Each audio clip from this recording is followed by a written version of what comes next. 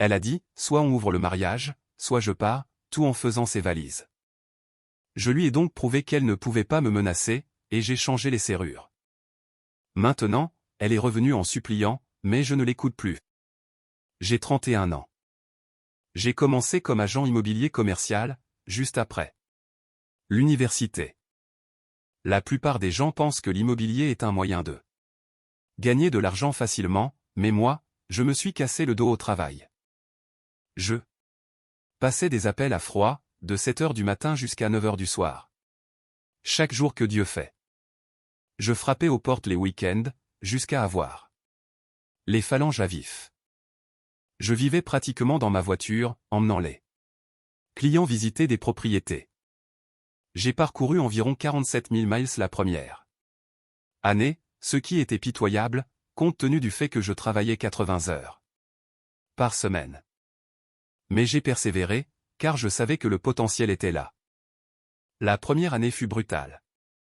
Je me souviens avoir dîné de nouilles instantanées presque tous les soirs, car je dépensais chaque centime.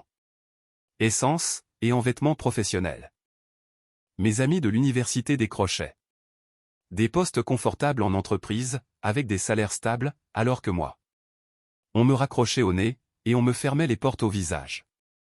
Mes parents me demandaient sans cesse quand j'allais trouver un vrai travail, et arrêter de jouer à ce truc de vendeur. Mais moi, j'avais cette vision, construire quelque chose de plus grand qu'un simple poste de drone de bureau. Ma routine quotidienne était une folie. Réveil à 5h30 du matin, 45 minutes de salle de sport, douche, j'enfilais mon costume bon marché, et je commençais mes appels à 7 heures pile. Je louais un petit espace de bureau pour 3 cents par mois, ce qui était fondamentalement un placard glorifié, avec un bureau et un téléphone. Je passais 200 appels par jour, j'arrivais à ce que peut-être 10. Personne me parle vraiment, et si j'avais de la chance, je décrochais 2 ou 3 rendez-vous. La plupart de ces rendez-vous étaient annulés, ou s'avéraient être une perte de temps, mais de temps en temps, je tombais sur un vrai client potentiel. Le rejet était constant, écrasant pour l'âme. Ça ne nous intéresse pas. Retirez-nous de votre liste. Ne rappelez plus jamais ici. Parfois, les gens raccrochaient à la seconde même où ils comprenaient que c'était un appel de vente. Je me souviens d'une semaine particulièrement mauvaise, où j'ai passé 1000 appels, sans obtenir un seul rendez-vous. J'étais prêt à abandonner, et à aller travailler dans l'entreprise de construction de mon père, mais quelque chose m'a poussé à continuer. La deuxième année a été meilleure. J'ai gagné environ 73 000 $, et j'ai commencé à mieux comprendre le métier. La troisième année, j'ai dépassé les 6 chiffres pour la première fois, et j'ai senti que j'arrivais enfin à quelque chose. À la cinquième année, j'avais assez d'argent de côté, et suffisamment de relations dans l'industrie, pour prendre le plus grand risque de ma vie, ouvrir ma propre agence de courtage avec mon ami d'université, Jack. Jack et moi, nous nous sommes rencontrés en première année, quand on nous a attribué, par hasard, la même chambre en cité universitaire. Lui étudiait le commerce, et moi l'économie, mais nous avons tout de suite accroché grâce à notre amour partagé pour le basket, et les mauvais films d'action. C'est le genre de personne qui peut devenir l'ami de n'importe qui, après seulement 5 minutes de conversation. Il était tout l'inverse de ma personnalité, plus analytique et introverti. Alors que j'étais bon sur le plan technique, pour l'analyse de marché, l'évaluation des biens ou la négociation de contrats, Jack était un talent naturel pour le réseautage et l'acquisition de clients. Il pouvait entrer dans une pièce remplie d'inconnus, et en ressortir avec 5 cartes de visite, et 3 accords potentiels. C'était l'association parfaite. Nous avons commencé, rien que tous les deux, dans ce petit bureau de 18 mètres carrés, situé au-dessus d'une sandwicherie. Dans un centre commercial. C'était un espace si exigu que, lorsque l'un de nous se levait de son bureau, l'autre devait pousser sa chaise. Nous avions 2 bureaux déglingués achetés sur Craigslist, une imprimante partagée qui bourrait. Une page sur deux, et une cafetière qui produisait un café au goût d'huile de moteur. Mais nous avions de grands rêves, et nous avions faim. Nous nous sommes spécialisés dans l'immobilier commercial, immeubles de bureaux, espaces de vente, complexes industriels, entrepôts. Les commissions sont absolument énormes si vous arrivez à conclure, mais la concurrence est féroce, et les cycles de vente sont longs. On parle de contrats qui mettent 6 à 18 mois à se finaliser, avec des acheteurs qui veulent inspecter chaque détail, chaque état financier, chaque rapport technique. Une petite erreur, et vous perdez une commission d'1 million de dollars. Notre première grande opportunité s'est présentée au bout de 8 mois, lorsque Jacques a réussi, à force d'insistance, à obtenir un rendez-vous avec un promoteur qui cherchait à vendre un immeuble de bureau de 12 étages en plein centre-ville. Le bâtiment avait environ 15 ans, il était totalement occupé, et générait 2,8 millions de dollars de revenus locatifs annuels. Le prix de vente était de 28 millions. Nous avons travaillé sur ce dossier pendant 4 mois. Nous restions éveillés jusqu'à 2 heures du matin, chaque nuit, pour préparer les propositions. Nous avons coordonné les inspections, géré les problèmes de financement, et mené les négociations entre l'acheteur et le vendeur. Quand l'affaire a enfin été conclue, nous avons partagé une commission de 340 000 dollars avec l'agent de l'acheteur. Après les frais et les impôts, Jacques et moi sommes repartis avec environ 110 000 dollars chacun. Je n'oublierai jamais cette sensation de voir ces chiffres sur notre compte professionnel pour la première fois. C'était il y a 6 ans. Aujourd'hui, nous avons 23 agents qui travaillent pour nous. Nous avons vendu pour plus de 180 millions de dollars de propriétés, et j'ai personnellement gagné 1,3 million l'année dernière.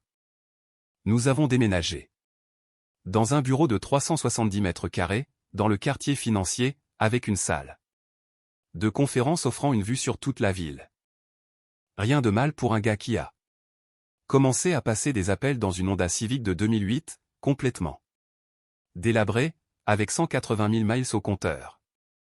J'ai rencontré Jessica quand j'avais 26 ans, juste au moment où mon entreprise commençait à décoller. Elle en avait 24. Elle travaillait comme coordinatrice de réseaux sociaux dans une start-up, qui a fait faillite 6 mois plus tard. Elle était magnifique. Des cheveux blonds qui coûtaient probablement plus cher en entretien que le crédit auto de la plupart des gens. C'était le genre de fille qui pouvait entrer dans n'importe quelle pièce, et attirer tous les regards. Le problème, c'est qu'elle le savait parfaitement. Nous nous sommes rencontrés lors d'un événement de réseautage. J'y étais pour essayer d'obtenir des contacts, vêtu de mon meilleur costume, qui à l'époque était une promo à 200 dollars. Elle était là avec des amis de sa start-up.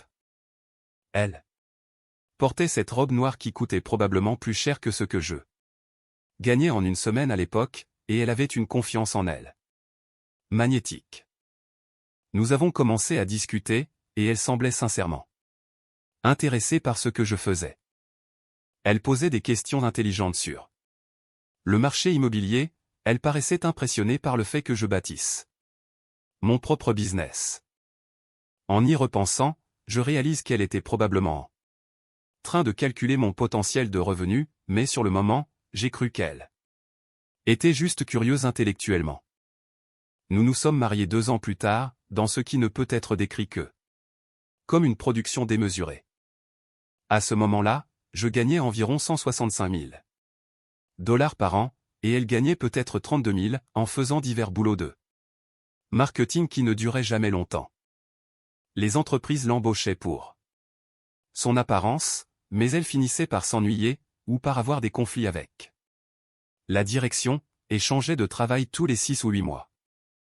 J'ai payé tout le mariage, 38 000 dollars, pour ce qui n'était au fond qu'une grande fête, avec 150 invités, un bar ouvert jusqu'à 2 heures du matin, un groupe de musique live qui a coûté plus cher que ma première voiture, et suffisamment de fleurs pour remplir une serre. Jessica s'est occupée de toute la planification, et elle a vu les choses en grand. Elle a passé des mois à chercher des lieux, à goûter des gâteaux, à essayer des robes. La robe finale a coûté 3200 $, et elle l'a portée exactement 6 heures. Le lieu était un manoir historique, aux abords de la ville, avec des jardins impeccables et une salle de bal au lustre de cristal. Rien que les fleurons coûtaient 4500 $. Des roses blanches et des pivoines partout. Elle a insisté pour avoir des sculptures de glace, un gâteau à 3 étages digne d'un magazine, et des cadeaux personnalisés pour les invités. Sur le moment, j'ai trouvé ça romantique. Je me disais que c'était l'événement d'une vie, et que si cela la rendait heureuse, l'argent en valait la peine. Sa famille ne pouvait pas beaucoup contribuer financièrement, j'ai donc tout couvert avec plaisir. Avec le recul, c'était le premier signal d'alarme, elle voyait mon argent comme son argent, et sa vision de la perfection impliquait toujours de dépenser le maximum possible. C'est là que j'ai commis la plus grande erreur de ma vie, je ne l'ai jamais forcé à signer un contrat de mariage.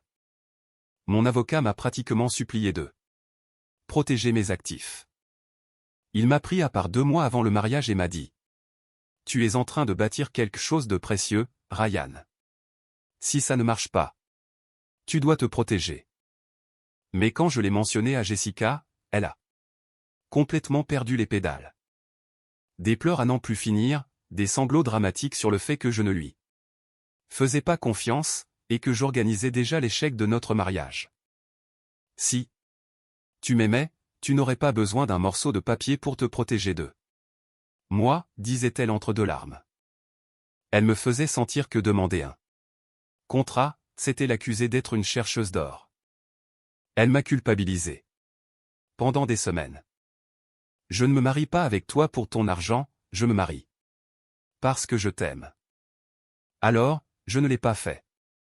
J'ai laissé mes émotions l'emporter sur mon sens des affaires. La plus grande erreur financière de ma vie. Enfin, c'est ce que je pensais à l'époque. Les premières années furent plutôt bonnes. Nous avons acheté une maison en banlieue pour 420 000 $. Je lui ai acheté une voiture correcte, une BMW. Série 3 d'occasion, mais très belle. Environ 1 an après le mariage, Jessica a quitté son travail. Son raisonnement était qu'elle voulait se concentrer sur son rôle d'épouse, et peut-être lancer sa propre boutique en ligne. Ce projet n'a jamais vu le jour, mais peu importait, je gagnais assez pour nous deux. Mais à mesure que mon agence se développait, et que l'argent commençait vraiment à couler, Jessica a changé. Ce fut graduel. Au début, elle a commencé à acheter davantage, dépensant plus en vêtements, en cosmétiques, et en soins de beauté, dont j'ignorais même l'existence. Manucures hebdomadaires à 80 $, soins du visage mensuel à 150, rendez-vous chez le coiffeur tous les mois et demi à 300. Puis, elle est passée aux achats plus importants, des sacs de créateurs qui coûtent plus que ce que la plupart des gens gagnent en un mois. Quand je l'interrogeais sur ses dépenses, elle répondait: « J'ai besoin d'avoir l'air de l'épouse d'un homme d'affaires prospère, l'image est importante dans ton secteur. » Les voyages entre filles ont commencé vers la 2e année. Des semaines à Miami, Las Vegas ou Cabo, dans des complexes 5 étoiles, toujours avec ses amis célibataires ou récemment divorcés. Elle revenait avec des histoires sur les restaurants de luxe, les bouteilles offertes par des hommes riches. Ça doit être agréable de se sentir appréciée, disait-elle en me montrant des photos de dîners qui coûtaient plus cher que le loyer de bien des gens. Pendant ce temps, moi, je travaillais 70 à 80 heures par semaine pour lui offrir un style de vie dont la plupart ne peuvent que rêver. Elle voyait mon succès comme un dû, pas comme quelque chose que j'avais durement acquis. Les signaux d'alerte auraient dû être évidents lorsqu'elle a commencé à parler de Travis. Travis était un gars qu'elle avait rencontré dans l'un de ses cours de yoga, dans ce studio exclusif qui coûtait 250 $ par mois. C'était un entraîneur personnel de 28 ans, qui passait manifestement plus de temps à la sale que moi au travail. Il avait tout l'attirail de l'influenceur fitness. Des abdos sculptés, et des bras couverts de tatouages tribaux. Son profil Instagram regorgeait de citations motivantes sur vivre sa meilleure vie et suivre ses passions. Un narcisse classique, avec un complexe de sauveur. Jessica a commencé à le mentionner constamment. Travis pense que je devrais essayer cette nouvelle routine. Travis dit que j'ai une très bonne posture. Au début, je pensais que c'était innocent, j'étais même content qu'elle s'intéresse à sa santé. Mais les conversations sont devenues plus personnelles. Elle me parlait de sa philosophie de vie. Apparemment, ce gars était aussi une sorte de conseiller de vie, ou de gourou spirituel. Travis pense que la plupart des gens se contentent de la médiocrité, car ils ont peur de prendre des risques, disait-elle au dîner. Travis dit que beaucoup de mariages échouent, parce que les gens cessent de grandir en tant qu'individus. Puis, la bombe est tombée, Travis pense que la monogamie est un concept dépassé, qui va à l'encontre de la nature humaine. Oui, cela aurait dû être un signal d'alarme de la taille d'un stade de foot, mais j'étais trop occupé à gérer mon équipe pour y prêter attention. Les séances de sport sont devenues plus fréquentes et plus longues. Ce qui était 2 cours de yoga par semaine s'est transformé en entraînement quotidien de 3 heures. Elle partait à 9 heures, et revenait à midi, rayonnante d'une énergie que je n'avais pas vue depuis des mois. Toute son attitude avait changé. Puis, il y a eu les messages. Je voyais son téléphone s'éclairer le soir, et elle l'attrapait immédiatement avec un petit sourire. Quand je demandais qui c'était, juste Travis qui confirme la séance de demain. Mais c'était parfois 20 messages par soir, bien après 23 heures. Une fois, j'ai demandé à voir ces fameux articles sur la nutrition, et elle est devenue agressive, m'accusant d'être jaloux et contrôlant. Je n'étais pas idiot, je voyais bien ce qui se passait. Ce type lui montait la tête, avec ses discours sur la vie authentique, tout en la bombardant d'attention pour la faire se sentir spéciale. Le vendredi 8 septembre, je n'oublierai jamais cette date. C'est le jour où j'ai réalisé que j'avais épousé une sociopathe. Je suis rentré tôt du bureau, vers 16 heures, ce qui était rare, mais nous venions de conclure une affaire importante. Une commission de 2,1 millions de dollars. J'étais impatient de partager la nouvelle avec elle. Je suis entré, et je l'ai trouvée dans notre chambre, en train de jeter des vêtements dans des valises. « Tu vas quelque part ?» ai-je demandé, confus. Elle n'a même pas levé les yeux. Je vais rester chez ma sœur quelque temps. Pourquoi? Il s'est passé quelque chose? C'est laquelle s'est tournée vers moi, avec un regard de pur mépris. Ryan, je ne peux plus faire ça. Je m'étouffe dans ce cauchemar de banlieue ennuyeux. J'ai 29 ans, et j'ai l'impression d'être déjà morte à l'intérieur. Je me suis assis sur le lit. De quoi tu parles? Je pensais que tout allait bien. Je viens de conclure la plus grosse affaire de l'histoire de la boîte. C'est exactement ça le problème. A-t-elle crié. Tout ce qui compte pour toi, c'est le travail, et l'argent, et construire un futur ennuyeux où on vieillit dans cette maison. Je ne veux pas de ce futur. Je veux vivre maintenant, tant que je suis jeune et attirante. Je veux des expériences, de l'aventure, de la passion. Elle m'a regardé droit dans les yeux, je veux voir d'autres personnes, Ryan. Soit on ouvre notre mariage, soit je pars aujourd'hui même, tout de suite. La pièce est devenue silencieuse. Être avec d'autres hommes? Ai-je demandé. Ne rends pas sa salle, Ryan. Il s'agit d'explorer la vie. Et si tu dis non, je passe cette porte, et tu ne me reverras jamais. À toi de choisir. Ce qui m'a vraiment mis en colère, c'est son arrogance. Elle pensait vraiment que j'étais si désespéré, que j'accepterais de la laisser coucher avec d'autres gars, pendant que je continuais à payer son train de vie. Tu sais quoi? Jessica? Tu as raison. Pendant une fraction de seconde, elle a eu un sourire victorieux. Tu devrais vraiment aller explorer tout ce que tu rates. Je suis sûr que Travis sera ravi de t'aider dans ton voyage de découverte de soi. Son sourire a disparu instantanément. Quoi? Tu m'as bien entendu. Va vivre ta meilleure vie. Tu ne vas pas te battre pour moi. Me battre? Pourquoi? Une femme qui voit notre mariage comme une peine de prison. Je passe mon tour. J'ai sorti mon téléphone. Qui appelles-tu? Mon serrurier d'abord, mon avocat ensuite. Elle a alors perdu son masque de calme. Tu ne peux pas changer les serrures, c'est aussi ma maison. En fait, non. La maison est uniquement à mon nom, achetée avec mon argent avant le mariage. Tu as environ 1 heure pour prendre tes affaires avant que les clés ne changent. Elle a tout essayé, les larmes, la colère, la négociation. Je t'aime, j'ai juste besoin de faire le point. Tu as eu 7 ans pour faire le point. C'est fini. Quand j'ai mentionné Travis, elle a paniqué. Ce n'est pas ce que tu crois. Jessica, tu m'as donné un ultimatum pour coucher ailleurs, alors que tu as une liaison émotionnelle, et probablement physique, depuis des mois. N'insulte pas mon intelligence. Elle a fini par prendre ses valises, et elle est partie. J'ai entendu le bruit de ses talons dans l'escalier, le claquement de la porte, et sa voiture qui quittait l'allée. Je suis descendu, j'ai pris un soda, et j'ai appelé le serrurier. À 21 h, tout était changé. Je n'étais pas en colère. Pour la première fois depuis des années, j'avais l'esprit clair.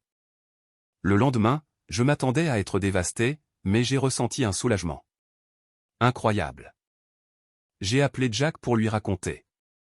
Attends, elle t'a demandé un mariage ouvert, et quand tu l'as mise dehors, elle a fait l'innocente? Mec, c'est la meilleure chose qui pouvait t'arriver. Tu as évité une balle, comme dans Matrix. Jack est venu le soir même avec des pizzas. On a fait le tour de ce qu'elle avait laissé, et il en a fait un spectacle comique. Il a trouvé sa collection de livres de développement personnel cachés derrière des romans. Des titres comme Comment épouser un homme riche, l'art d'être irrésistible, obtenir ce que vous voulez des hommes. Ryan, mon ami, ce ne sont pas des livres d'entraide. C'est le manuel complet de la chercheuse d'or.